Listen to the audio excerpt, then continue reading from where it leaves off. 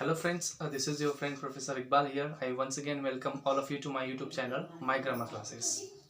In this episode of lecture, we are going to talk about what is the difference between a phrase, a clause and a sentence. Let us understand and study what is the difference between a phrase, a clause and a sentence. Generally, a phrase is a group of words.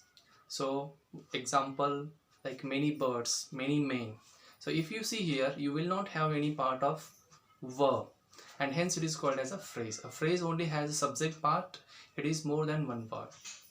Okay, the next one is called as a clause. What is a clause? A clause always has its subject and predicator. For example, many birds fly. So here if you see, many birds is a subject and fly is a verb.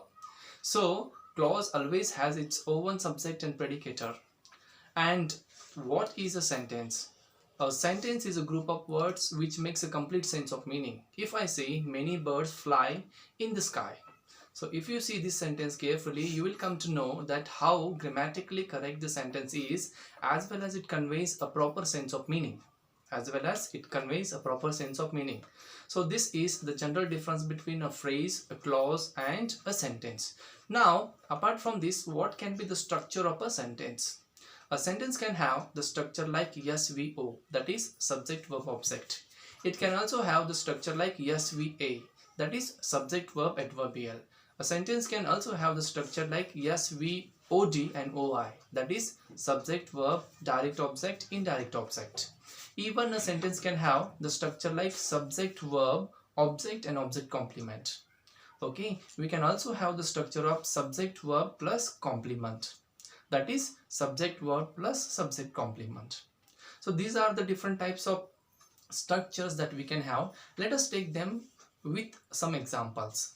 So for example, SVO pattern can be observed like this. She writes a letter. She is subject, writes is a verb, and a letter is an object. She writes a letter. She gave me something. If you see here, this will be subject verb object. Okay, even we have two different objects here, direct object and indirect object.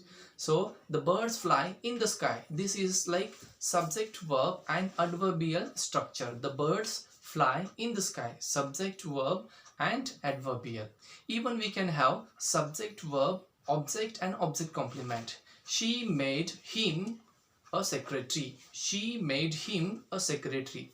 This is the structure like subject verb object and object complement. So she made him a secretary. Here a secretary is nobody else but that person was made. So him a secretary. So here this a secretary generally gives more information about that person and hence it is called as object complement. She is honest. So this is like subject verb subject complement, because here honest gives more information about subject and hence this will be the structure called subject verb and subject complement. Apart from this, we can also have two different types of objects in one particular sentence. For example, she gave me a book. She gave me a book. If you see here, she is a subject, gave is a predicator or verb, me is an object, that is indirect, a book is a direct object. So she gave me a book.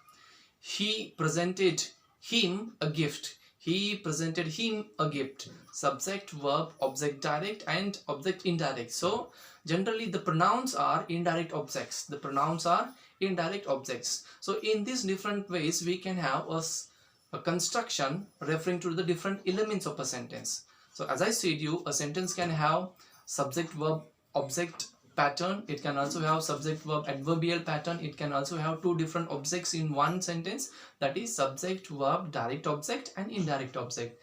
At the same time we can have subject verb object plus object complement. Okay, subject verb adverbial also can be there. Even we can have different types of formats. So this is something what we really wanted to know, the difference between a phrase, a clause and a sentence, and what should be the pattern of a sentence. I hope that you will really learn something from this episode. If you really think my video was worthy to be watched, then please subscribe, share and comment on my YouTube channel. Thank you very much. Have a good day.